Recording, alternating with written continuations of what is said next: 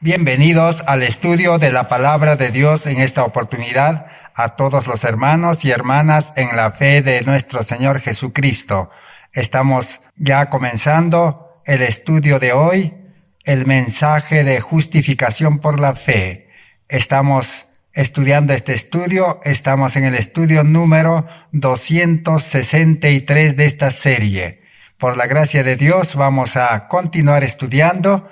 Que la paz y la bendición de Dios sea con todos los hermanos y hermanas y todos los que tienen la oportunidad de poder entrar a este medio y participar de este estudio. Dios ha dispuesto este mensaje de justificación por la fe, el precioso y último mensaje de misericordia que Dios ha enviado al mundo. Este mensaje fue enviado en 1888. Han pasado 132 años y aún todavía Dios espera que este mensaje sea conocido en su profundidad, en su amplitud, en todo su contenido, para que los creyentes en Cristo Jesús puedan aceptar este mensaje. Y este mensaje, su fruto, su resultado, es para solucionar la vida espiritual de los creyentes, para sacar de la tibieza, para dar vida espiritual. El cristianismo de este tiempo, como dice Apocalipsis 3, 14 al 18, está en una condición de tibieza, un cristianismo medio convertido, una conversión superficial, un servicio a medias a Dios, un poco de Cristo y un poco del mundo. Pero pronto, dice, el cristiano confiará solamente en sus conocimientos que ha adquirido en este tiempo por medio de la religión, lo cual le llevará, dice, a la confianza propia. Necesitamos entonces conocer este mensaje de salvación. ¿Cómo es entonces verdaderamente la vida cristiana? ¿Cómo nosotros podemos realmente enfrentar el pecado, la crisis y todos los problemas que pronto se desatarán en este mundo? El plan de salvación es completo. El plan de salvación asegura una vida como la de Jesús. Cristo nos quiere dar su vida. Esa es su justicia. Nos quiere cubrir con el manto de su justicia. Pero el manto de su justicia no es, dice, para cubrir pecados. Por eso es que necesitamos seguir estudiando este estudio. Necesitamos conocer, dice, los sencillos pasos de la salvación. El mundo religioso no conoce detalladamente los requisitos, las condiciones que Dios ha dispuesto en el plan de salvación para nacer a vida nueva, el nacimiento en espíritu y luego el nacimiento en agua por medio del bautismo. Satanás, dice el enemigo de Dios, no quiere que este evangelio, este plan de salvación pueda comprenderse plenamente. Es el mensaje, dice, más difícil de predicar y también un mensaje que el ser humano no puede practicar. Necesita el poder de Dios. Entonces, por eso estamos estudiando en este tiempo este estudio. Dios nos ha bendecido con este estudio. Este estudio está llegando a todos los países de habla hispana. Tenemos conectado más de 10 grupos de creyentes, de hermanos en WhatsApp. También este mensaje lo estamos colocando ya en Facebook. Estamos colocando también en YouTube. Ustedes pueden ingresar a esta página con el nombre Red La Verdad Presente. Red La Verdad Presente. Y allí todos estos mensajes vamos a subirlo para que ustedes puedan ir estudiando detalladamente. Así que ahora vamos a continuar con nuestro estudio. En el estudio anterior quedamos en la parte del arrepentimiento. Es el quinto paso que hemos detallado. es uno de los requisitos también para aceptar la salvación.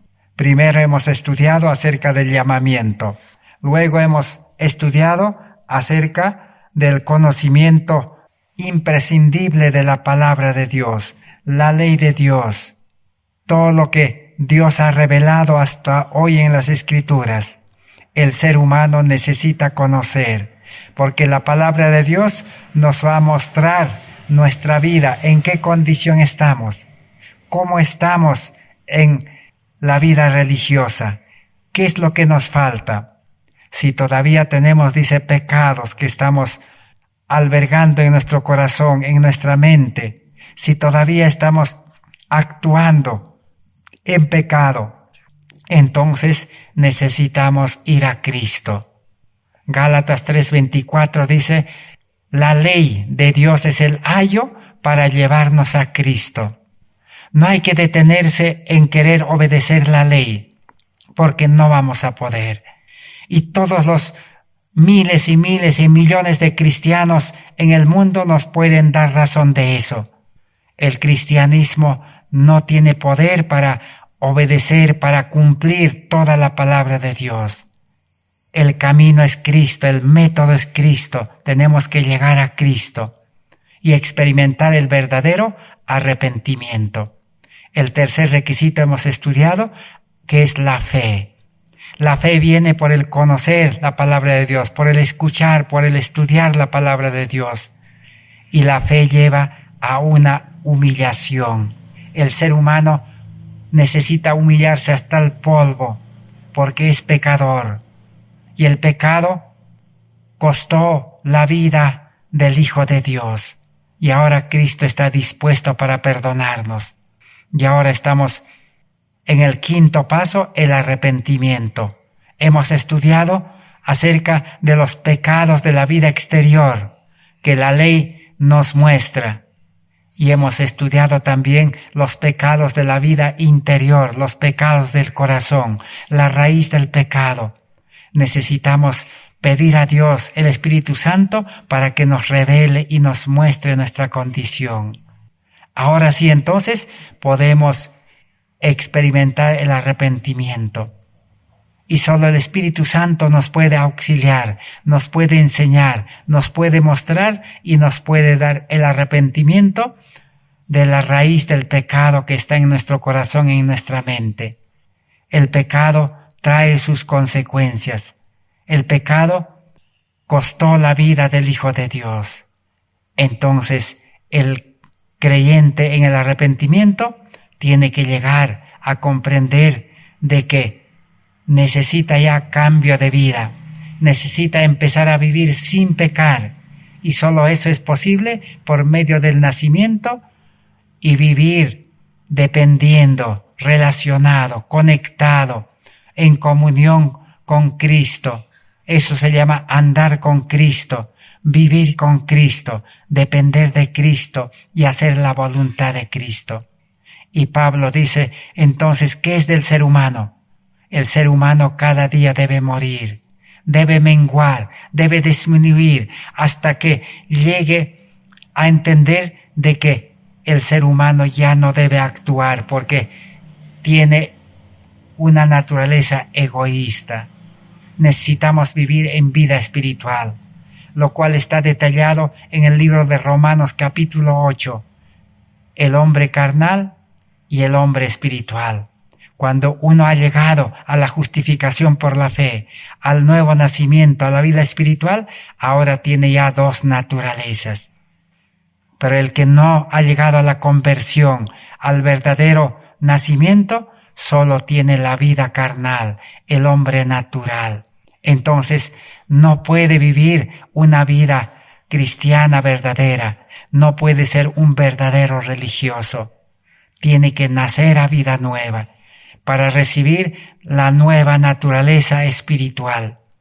Gálatas capítulo 5, 14 al 22 también nos dice, el que sigue viviendo en la carne, de la carne cosechará, dice, corrupción, pecado y muerte. Pero el que vive en la vida espiritual, dependiendo del Espíritu y obedeciendo al Espíritu, vivirá una vida santa, una vida consagrada, una vida de perfección en crecimiento, una vida donde producirá los frutos del Espíritu. Entonces, por eso vale la pena estudiar el verdadero arrepentimiento. Ahora vamos a seguir estudiando cómo es el arrepentimiento humano, un arrepentimiento incompleto, un arrepentimiento que no produce un cambio, una reforma, un arrepentimiento que no lleva al nacimiento espiritual. Tenemos algunos ejemplos. Tenemos el primer ejemplo, uno de los hijos de Adán y Eva, Caín. Caín había sido instruido en el plan de salvación.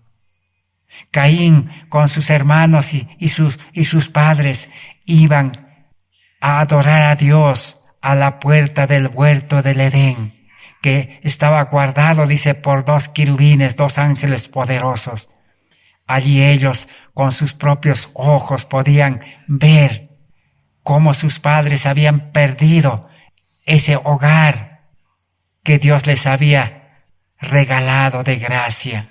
Pero la consecuencia del pecado era pérdida de ese hogar. Ahora tenían que sufrir las consecuencias de vivir fuera del Edén. Pero Dios había prometido en Génesis 3:15, si ustedes, dice, nuevamente vuelven a mí, aceptan ser reconciliados, aceptan nacer a vida nueva, aceptan renunciar ese corazón egoísta que lleva al pecado que Satanás implantó. Si ustedes ahora aceptan un corazón de amor, que es la vida de Cristo, entonces ustedes nuevamente pueden volver a tener esa vida original, esa vida espiritual. Y en esa vida espiritual, Adán y Eva habían educado a sus hijos. Pero ¿qué pasó con Caín? Dice la historia, Caín no se arrepintió. En lugar de censurarse y aborrecerse por su incredulidad, siguió quejándose de la injusticia y la parcialidad de Dios. E impulsado por sus celos y su odio, contendió con Abel y lo cubrió de reproches. Abel mansamente señaló el error de su hermano y le demostró que el mal estaba en él mismo. Pero Caín odió a su hermano desde el momento cuando Dios le manifestó las pruebas de su aceptación. Cuando Dios aceptó la ofrenda de Abel, porque Abel aceptó el cordero, aceptó a Cristo, pero Caín no aceptó el cordero, no aceptó a Cristo. Caín trajo la mejor ofrenda que él había hecho, su obra de cultivar la tierra. Trajo los mejores frutos de la tierra para Dios, aunque eran los mejores frutos de Caín, de su vida. Dios no aceptó porque estaba contaminado con egoísmo, porque Caín tenía un corazón de ira, de amargura, de descontento, de rebeldía. Aunque externamente Caín cumplió las indicaciones de Dios, construyó el altar igual que Abel y también trajo la ofrenda, pero la diferencia estaba en que no aceptó traer una ofrenda de un cordero, lo cual significaba que el cordero representaba a Cristo, rechazó a Cristo y él actuó humanamente. Por eso hoy en día, vivir la religión, practicar la religión, predicar la palabra de Dios sin Cristo en el corazón, sin amor de Dios en el corazón, sin vida espiritual, sin una vida consagrada, santa, sin pecado, es como la ofrenda de Caín. Dios no acepta, porque por más sincero que sea el creyente, por más que haga buenas obras, sus obras están contaminadas, dice, con la humanidad, con el egoísmo. necesita nuevo nacimiento. Por eso Caín no experimentó el verdadero arrepentimiento y rechazó los consejos de su hermano. A la final se desvió del camino recto. Por eso la Biblia dice, hay camino que al hombre le parece derecho, pero su fin es muerte. Así Caín se perdió. Hoy en día también la misma advertencia sigue para nosotros. Está escrito en Historia de la Redención, página 55, esta historia triste de Caín. Vamos a seguir leyendo. Muchos no entienden la naturaleza verdadera del arrepentimiento. Muchas personas se entristecen por haber pecado y aún se reforman exteriormente porque temen que su mala vida les acarree sufrimientos. Este es un arrepentimiento humano. Muchos, dice, se entristecen porque han pecado, viven mal. Ha habido violencia en su hogar, han hablado palabras que ofenden, han suscitado riñas, enemistades, problemas en su trabajo. Se entristecen, lloran aún, así como Judas cuando entregó a su maestro, lloró amargamente cuando no podía liberarse, pero lloró por las consecuencias del pecado. Aún algunos, dice, después de arrepentirse llorando por su pecado, tratan de mejorar su vida, pero es solo externamente. Su corazón no está en paz, no hay amor en su corazón.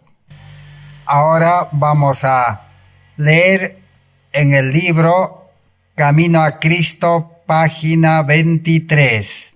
¿Qué dice la palabra de Dios acerca de los arrepentimientos que nosotros necesitamos aprender como una advertencia, que no son buenas?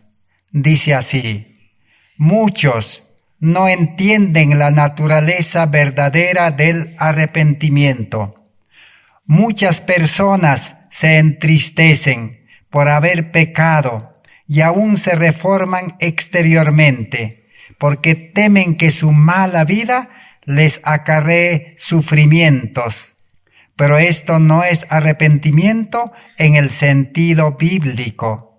Lamentan el dolor más bien que el pecado. Tal fue el pesar de Esaú cuando vio que había perdido su primogenitura para siempre. De la misma manera, Balaam, aterrorizado por el ángel que estaba en su camino con la espada desenvainada, reconoció su culpa porque temía perder la vida, mas no experimentó un sincero arrepentimiento del pecado. No cambió de propósito ni aborreció el mal. Judas Iscariote, después de traicionar a su Señor, exclamó: he pecado, he entregado sangre inocente. Así relata la historia de la palabra de Dios. Arrepentimientos humanos. El ser humano, cuando comete un mal, una falta, cuando se equivoca, se lamenta, llora, porque ese error, esa falta, ese pecado va a traer consecuencias. Pero no es un arrepentimiento completo.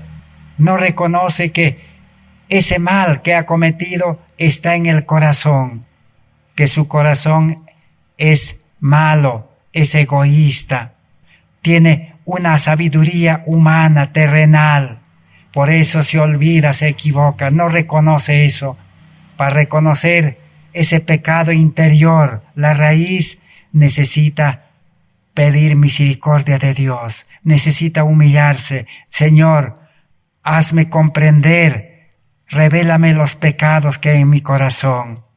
Y cuando el Espíritu Santo pueda revelarle, entonces ese pecador estará dispuesto a que Dios le cambie. Pedirá a Dios cambio de corazón. Ahora sí, ese arrepentimiento producirá su fruto. Ese dolor será para vida, pero el dolor, el lloro humano es para muerte. Necesitamos que Dios pueda convencernos de pecado. ¿Y Dios cómo convence? Por medio de su palabra, por medio de la ley. Por eso el pecador necesita estudiar la ley. No hay que asustarse con la ley, pero muchos nos quieren imponer la ley. Al pecador quieren ponerle cargas, deberes. Le dicen, tú eres pecador, tienes que cumplir la ley, tienes que obedecer. No es así el plan de salvación, porque el hombre pecador no va a poder obedecer. Cristo realmente vino a este mundo, murió en la cruz para poner fin al pecado. El pecador necesita aceptar a Cristo, ir a Cristo, para que Cristo cambie su corazón egoísta, para que Cristo cambie su mente de sabiduría terrenal, le dé una mente espiritual, que es la mente de Cristo. Ahora sí, la obediencia fluirá, la obediencia brotará, la obediencia saldrá de adentro como algo natural, será agradable, será delicioso, será un placer obedecer, porque ahora tiene un corazón obediente, un corazón de amor. El corazón humano, el corazón carnal ha sido desechado, ha sido limpiado. Así como Jesús limpió el templo de Jerusalén, quería limpiar el corazón del joven rico, del doctor de la ley, de los fariseos, pero ellos no quisieron, no comprendieron esa limpieza del templo de Jerusalén. ¿Y qué es lo que Jesús limpió en el templo de Jerusalén? Limpió a los mercaderes, a los afanes de esta vida. Los mismos sacerdotes, dice, lucraban ahí porque alquilaban el lugar, estaban asociados con esos vendedores de corderos, de palominos y de cambiar el dinero al dinero del templo. Así hoy en día, el mundo religioso, el cristiano que no ha entendido, los líderes religiosos que no han entendido, viven una vida de lucro. Cristianismo no es seguir siendo esclavo del mundo, trabajar en el mundo para ganar dinero, acumular dinero y luego también ir a la iglesia, querer servir a Dios, querer predicar el evangelio. Así no es. Ese es servicio a medias. Eso es servir a Mamón y querer servir a Dios. Eso es lo que Jesús quería enseñarlos a los judíos, limpiando el templo, pero ellos no entendieron. Ellos dijeron, nosotros somos hijos de Abraham, nosotros obedecemos la ley. Pero Jesús, ¿qué les dijo? Jesús les dijo, yo soy el pan vivo, el maná, yo soy el agua viva. Jesús era la ley encarnado, la ley viviente. Jesús era el amor verdadero. Jesús era el templo viviente, pero ellos no entendieron. Necesitamos aceptar a ese Cristo en el arrepentimiento, reconocer que somos pecadores. Veamos, hemos leído en el libro Camino a Cristo, página 23. Ahora vamos a leer en el mismo libro Camino a Cristo, página 29. ¿Qué podemos aprender de Daniel ahora? El verdadero arrepentimiento. Dice así: cuando el profeta Daniel contempló la gloria que rodeaba al mensajero celestial que le había enviado, se sintió abrumado por su propia debilidad e imperfección. Describiendo el efecto de la maravillosa escena, relató: no quedó en mi esfuerzo, ni mi lozanía se me desnudó en palidez de muerte, y no tuve fuerza alguna. El alma así conmovida odiará su egoísmo y amor propio, y mediante la justicia de Cristo buscará la pureza de corazón, que armoniza con la ley de Dios y con el carácter de Dios. El profeta Daniel tenía la vida espiritual, vivía en vida espiritual, pero humanamente, carnalmente, todavía era pecador. Solo que él no hacía su propia voluntad, no obedecía a la carne humana que era él, no hacía su propia voluntad. Por eso es que él se sintió pecador. Humanamente, si actuó humanamente, él decía, sigo siendo pecador y vivo en medio de un pueblo pecador. El ser humano necesita reconocer su condición. ¿Qué dijo el apóstol Pablo? Vamos a leer en el libro de Camino a Cristo, página 29. El apóstol Pablo también había aceptado a Cristo, pero ¿qué dijo? El apóstol Pablo dice que en cuanto a la justicia que hay en la ley, es decir, en lo referente a las obras externas, era irreprensible. Pero cuando discernió el carácter espiritual de la ley, se reconoció pecador. Juzgado por la letra de la ley, como los hombres la aplican a la vida externa, Pablo se había abstenido de pecar. Pero cuando miró en la profundidad de los santos preceptos, se vio como Dios le veía, se humilló profundamente y confesó así su culpabilidad. Y dijo, y yo, aparte de la ley, vivía en un tiempo, mas cuando vino el mandamiento, revivió el pecado, y yo morí. Cuando vio la naturaleza espiritual de la ley, Pablo se le mostró el pecado en todo su horror, y su estimación propia se desvaneció. Esta historia podemos encontrar en Romanos capítulo 7 y en Filipenses capítulo 3. Todos sabemos que Pablo desde nacimiento, Pablo conocía la ley de Dios. Humanamente era fariseo, pero solamente conocía la letra de la ley. Y como todo fariseo, él aplicaba esa letra de la ley a su vida externa y obedecía en vida externa, era impecable, cumplía la ley, se había abstenido de pecar. Pero cuando vio la aplicación espiritual de la ley, cuando el Espíritu de Dios iluminó su mente, cuando vio su corazón pecaminoso, egoísta, cuando vio su mente de confianza propia, se humilló y dijo, soy pecador todavía. Yo pensé que ya no era pecador, pero ahora dijo, soy pecador.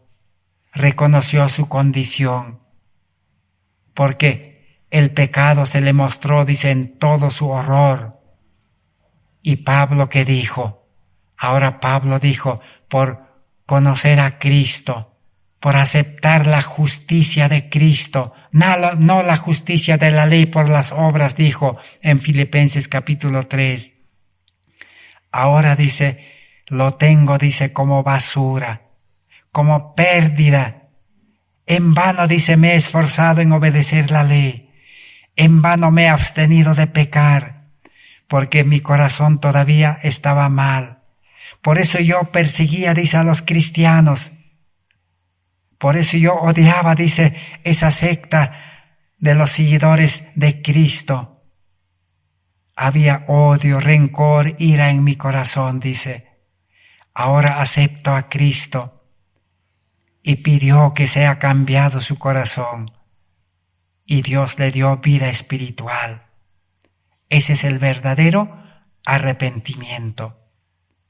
Entonces, ya hasta aquí hemos aprendido cómo es el verdadero arrepentimiento. No es tener dolor, tristeza, llorar por las consecuencias del pecado, sino es reconocer que esos pecados están en nuestro corazón. Es pedir a Dios que cambie nuestro corazón, deseche nuestro corazón, nuestra mente y nos dé un corazón nuevo. Y en ese corazón, con el amor de Dios, con la ley de amor escrito en el corazón y con el Espíritu Santo, el representante de Cristo. Y el Espíritu Santo engendrará una nueva vida. Como dice Romanos 5:5, colocará, derramará el amor de Dios. Ahora sí, como Pablo, podremos vivir la vida de Cristo. Por eso Pablo dijo, ya no vivo yo, Cristo vive en mí. Para mí el vivir es Cristo. Y si muero es ganancia. Ya no tenía miedo a la muerte, porque tenía la vida espiritual, que esa vida espiritual se prolongará por toda la eternidad. Vida eterna en Cristo. Pero mientras todavía el pecado existe en este mundo, mientras el tentador vive, mientras todavía nuestra carne pecaminosa está ahí, necesitamos velar, orar, estudiar, depender de Cristo, pelear la buena batalla de la fe, pelear para que nuestra fe no caiga, para que nuestra fe no sea incrédulo, para que nuestra fe no nos desprenda de Cristo. Permanecer en Cristo es tener vida eterna. Por eso el apóstol Juan dice, el que tiene a Cristo tiene vida eterna. El que permanece en Cristo, permanece en vida. El que permanece en Cristo, dice, no peca. Allí está la seguridad del verdadero arrepentimiento. Pero el mundo también se arrepiente como Judas, como Esaú, como Balaam. Pero la tristeza trae pues enfermedad. La tristeza humana, la tristeza del mundo, debilita el cuerpo físico y uno se enferma. El mundo está enfermo. De cada 10 enfermos, 8 o 9 son enfermos mentales que por el dolor, la tristeza, el miedo y los males de este mundo se enfermaron. Pero si aceptan a Cristo, dice, Cristo les sanará espiritualmente, físicamente y mentalmente. ¿Qué más necesitamos aprender en este tiempo? Necesitamos aprender, reconocer de que el hombre entonces no puede hacer nada con su naturaleza humana. Vamos a leer en este libro que tengo a mano, Nuestra elevada vocación, página 148. ¿Qué dice la página 148 de Nuestra elevada vocación? Estamos estudiando la palabra de Dios. Vamos a leer entonces. Dice así: me resulta doloroso percatarme de que puedo hacer muy poco. La esfera limitada de las capacidades humanas me conduce a sentir la realidad de estas palabras de Cristo, que dice, San Juan capítulo 15, 1 al 6, sin mí nada podéis hacer. Muchos han sido dotados con talentos superiores y no los usan, porque no tienen una conexión viva con Dios. Mis escasos conocimientos y débiles energías me conducen hacia Jesús, y el lenguaje de mi corazón es, oh Dios, no puedo hacer nada. Pongo en ti mi alma desvalida, te entrego. Jesucristo, Salvador mío, pon tu gracia en mi corazón. Atrae mi mente de mi debilidad hacia tu fortaleza todopoderosa. De mi ignorancia a tu sabiduría eterna. De mi fragilidad a tu poder perdurable. Hazme comprender correctamente el gran plan de salvación. Permite que vea y comprenda lo que Cristo es para mí y que mi corazón, mi alma, mi mente y mi fuerza han sido comprados por precio. Cristo me ha impartido para que yo pueda impartir a otros. Eleva mi alma, fortalece y esclarece mi mente para poder comprender con más claridad el carácter de Dios, según está revelado en Jesucristo, para poder saber qué es mi privilegio, ser una participante de la naturaleza divina.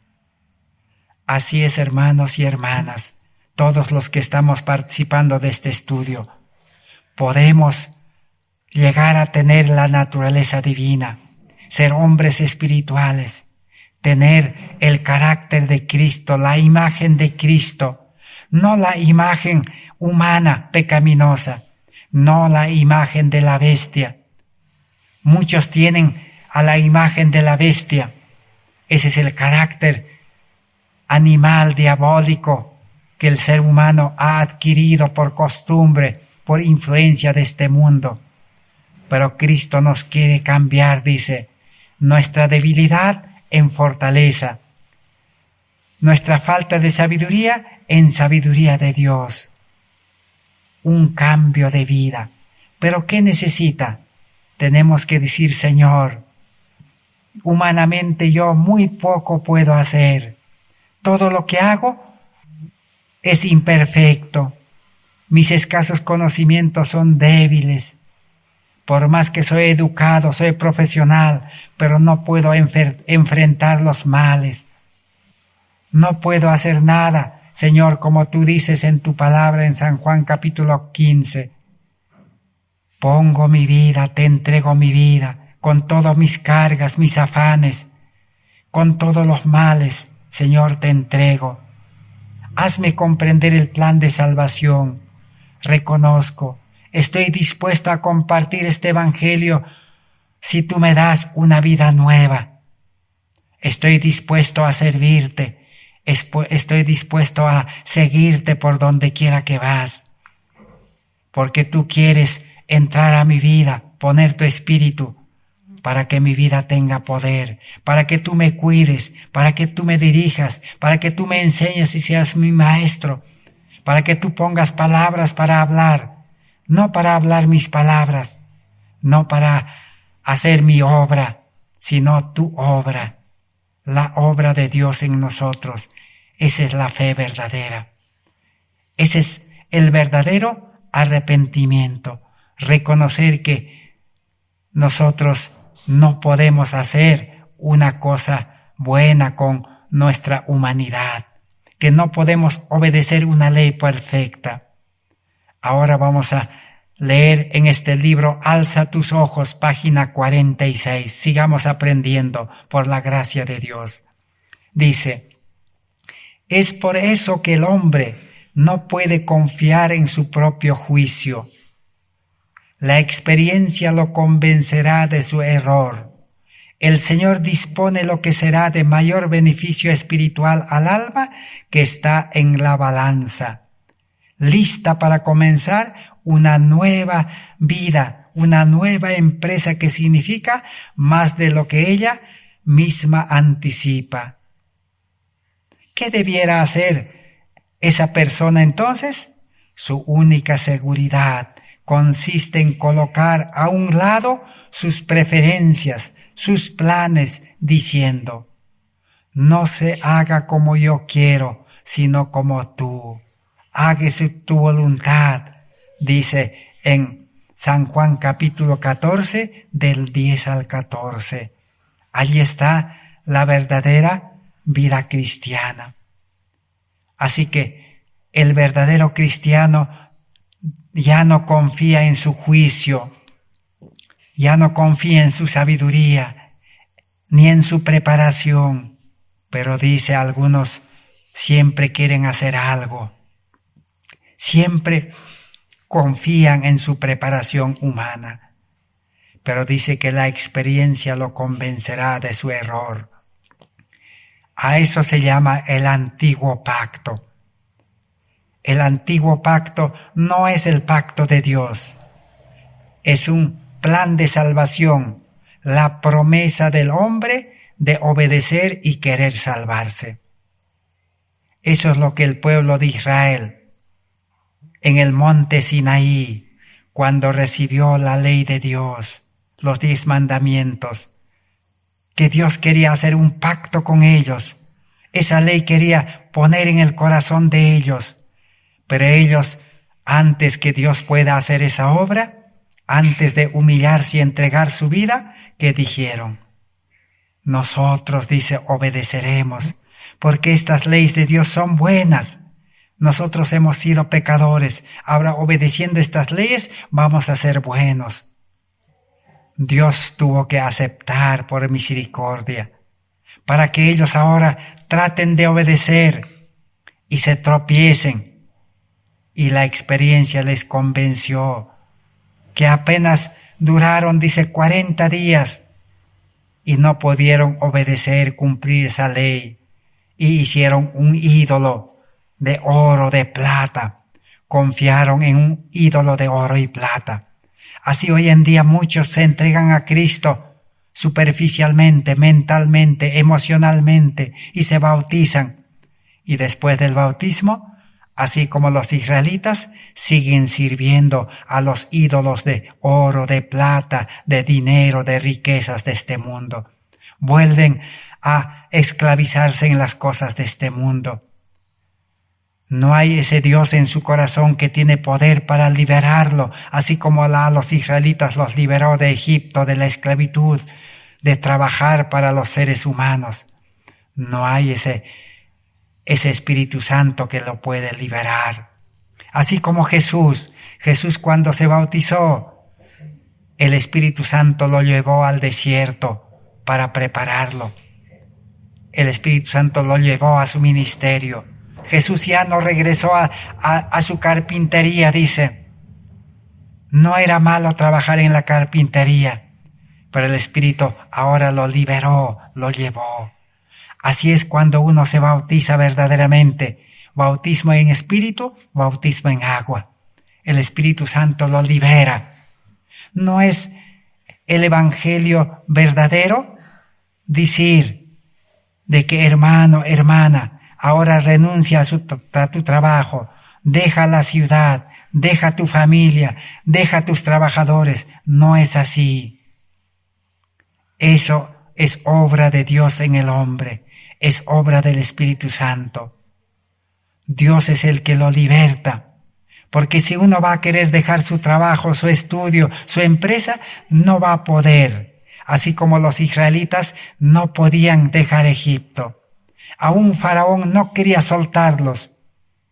Hermanos y hermanas, el mundo no va a querer soltar. Si usted es buen profesional, la empresa le va a decir, no, le voy a aumentar el sueldo. Si usted es buen hombre de negocios, tiene buena empresa, Satanás le va a hacer ganar más dinero, más posibilidades, más prosperidad le va a mostrar. Porque el libro Primeros Escritos dice, Satanás hizo su congreso. ¿Y qué dijo en ese congreso? Satanás dijo en ese congreso, hay que ir, dice, emborrachar a los cristianos, a esos seguidores de Jesús. Hay que darles, dice, trabajo, dinero, plata, empresas, negocios, dice, emborráchenlos para que no tengan tiempo, dice, para servir a su maestro. Para que sirvan a medias. Solo denles tiempo para que vayan el sábado, para que vayan al culto el domingo, para que hagan culto matutino, vespertino, para que hablen en algunos momentos esporádicamente la palabra de Dios. Y así los vamos a engañar, dice.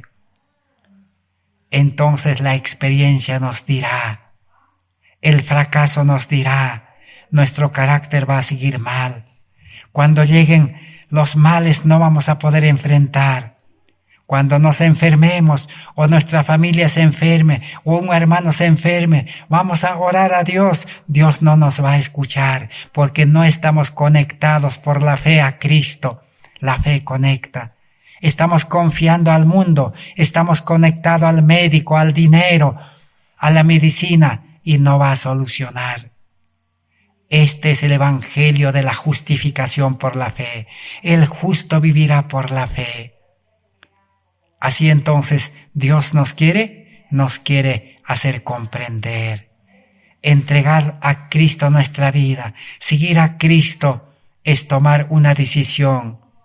San Lucas 9:23 dice, el que quiere, dice, ¿qué es querer? Decisión.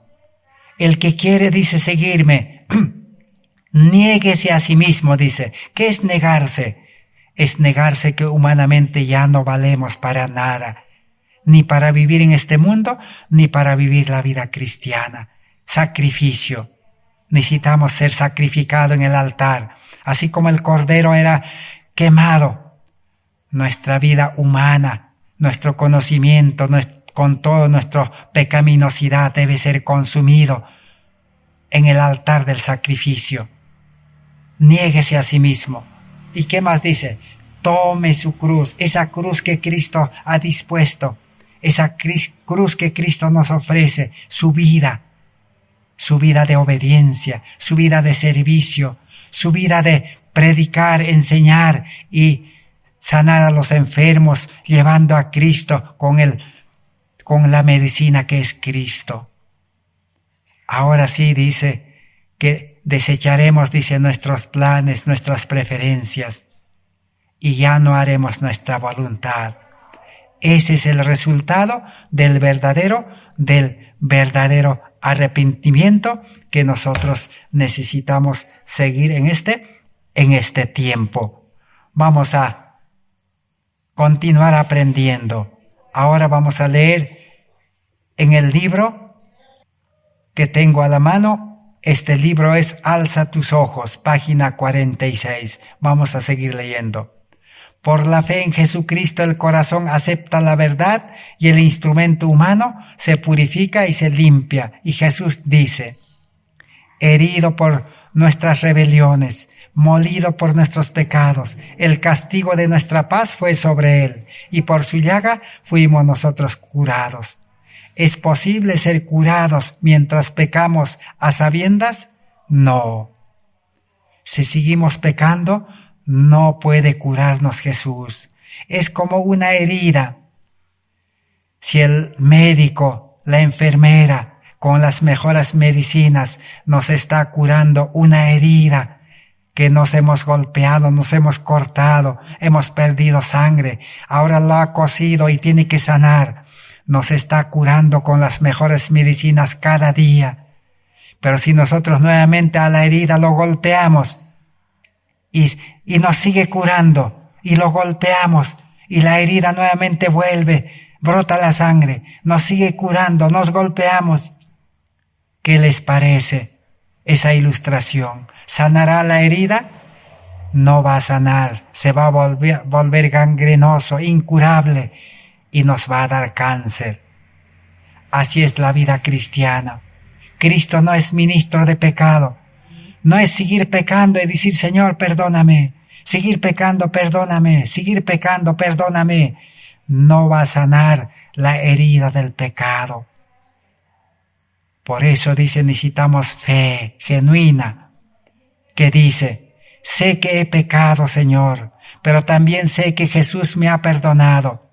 Y en adelante resistiré la tentación con tu poder y mediante tu poder y gracia. Y cualquiera que tiene esta esperanza en Él, al morar en Cristo, se purifica, porque Él también es limpio. Alberga en el alma un principio permanente que lo capacita para vencer la tentación. Así entonces, ese es el verdadero arrepentimiento. Cristo ha dispuesto medicina. Cristo ha dispuesto su justicia, su vida. Pero también Cristo ha dispuesto el perdón. Necesitamos entonces conocer, aceptar a ese Dios que salva del pecado. A ese Dios que aún en este mundo de pecado nos puede dar por anticipo la vida del cielo. El que aceptó a Cristo, nació a vida nueva, renunció a su vida pecaminosa, ahora aceptó la naturaleza divina, como dice el apóstol Pablo. Entonces podemos vivir en paz, podemos ser felices todavía en este mundo, podemos ser gozosos, predicar el Evangelio.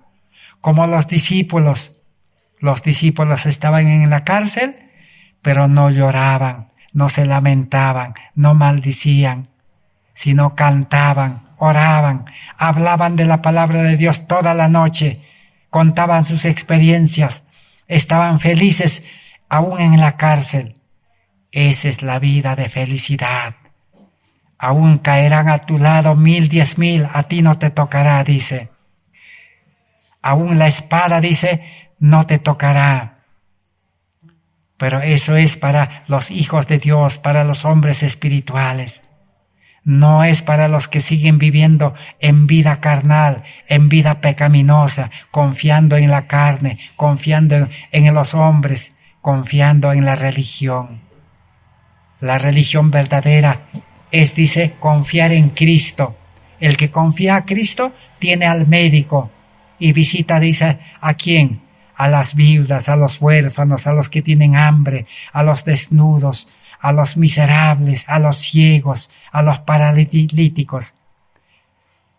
Pero no solamente a los que están en vida física así, sino a los que están espiritualmente. La mayor miseria es la vida espiritual. Tienen hambre de la palabra de Dios. Están enfermos espiritualmente, tienen medicina, quieren medicina que es Cristo. Están de sed, quieren al Espíritu Santo. Están sin ropa, desnudos, o sea, no tienen buen carácter. Necesita llevarles a Cristo el verdadero carácter de Cristo, de amor, de misericordia. Pero ¿qué acontece? Vamos a leer ahora, ya para ir terminando este estudio, en el libro Deseado de todas las gentes, página 16. Dice así: por su humanidad, Cristo tocaba a la humanidad, y por su divinidad se hacía del trono de Dios. Como Hijo del Hombre, nos dio un ejemplo de obediencia. ¿Cómo era la obediencia de Cristo? Su humanidad tocaba a la humanidad, su divinidad se conectaba a la divinidad. Uniendo la humanidad con la divinidad, predicaba este evangelio. Que Dios pueda enseñarnos ese evangelio. Como Hijo de Dios, nos imparte poder para obedecer. Fue Cristo quien habló a Moisés desde la zarza del monte Horeb diciendo: yo soy el que soy. Así dirás a los hijos de Israel: yo soy, me ha enviado a vosotros. Tal era la garantía de la liberación de Israel. Asimismo, cuando vino en semejanza de los hombres, declaró: yo soy el niño de Belén, el manso y humilde Salvador es Dios manifestado en carne. Y a nosotros nos dice: yo soy el buen pastor, yo soy el pan vivo, el maná, yo soy el camino, la verdad y la vida. La verdad os libertará. Toda potestad me es dada en el cielo y en la tierra. Yo soy la seguridad de toda promesa. Yo soy, no tengáis miedo.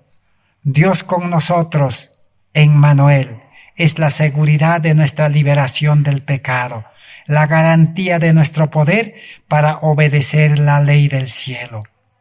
Así que el ser humano puede obedecer perfectamente la ley de Dios, pero no humanamente, no en naturaleza carnal, no en naturaleza pecaminosa, ni con mente humana, sino en vida espiritual. Cristo en nosotros.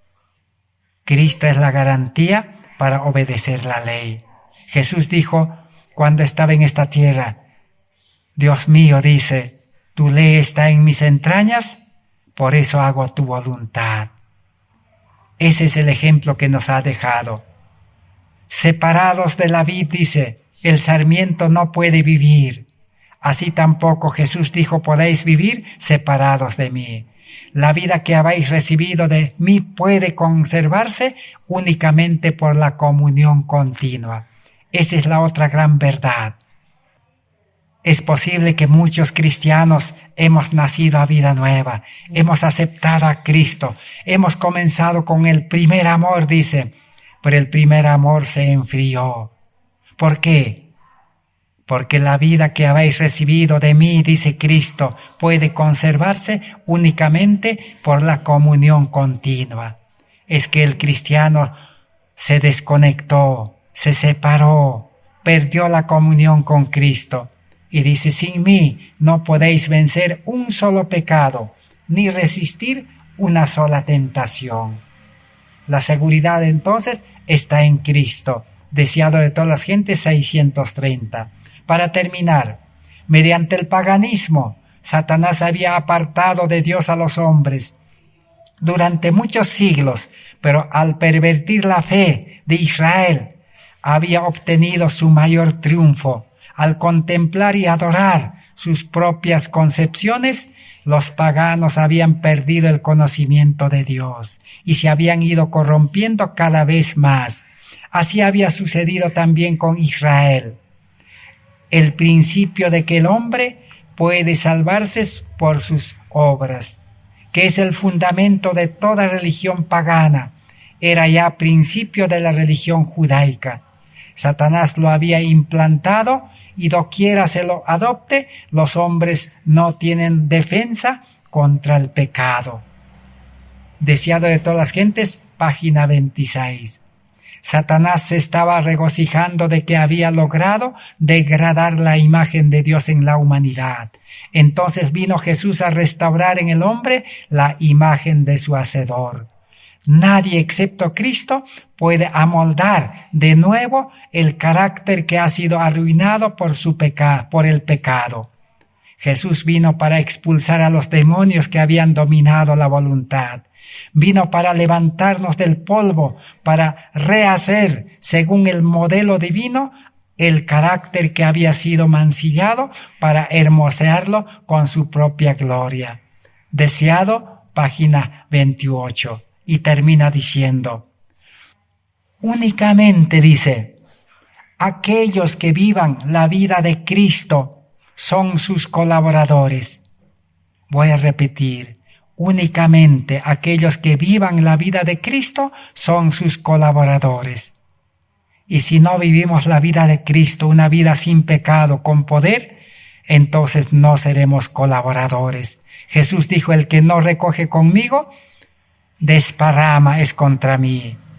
Si se conserva un pecado en el alma o se retiene una mala práctica en la vida, todo el ser queda contaminado.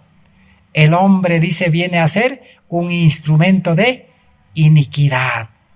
Así entonces, Satanás quiere seguir arruinando a los seres humanos, pero Cristo vino a restaurar al hombre, al carácter original que Dios dio a Adán y Eva en la creación. Y Dios quiere prepararlo en este tiempo. El hombre no puede prepararse, así como no puede arrepentirse, así como no puede ni vencer el pecado. El hombre lo único que puede hacer es aceptar a Cristo, por la fe unirse y mantenerse unido a Cristo todos los días. Así quedará liberado de este mundo y de las ataduras, de la esclavitud y de todas las cadenas que el mundo ha creado para mantenerlo esclavizado, para mantenerlo siempre en servidumbre. Pero Cristo murió en la cruz, dice, firmó la carta de emancipación con su sangre, la carta de libertad. Huye, dice, al monte cual ave. No te quedes allí, dice. Cristo, dice, ha hecho amplia provisión. Ese es el mensaje de salvación verdadero de la Biblia. Ese es el mensaje de justificación por la fe. Que Dios bendiga su palabra. Será hasta el próximo estudio. Amén.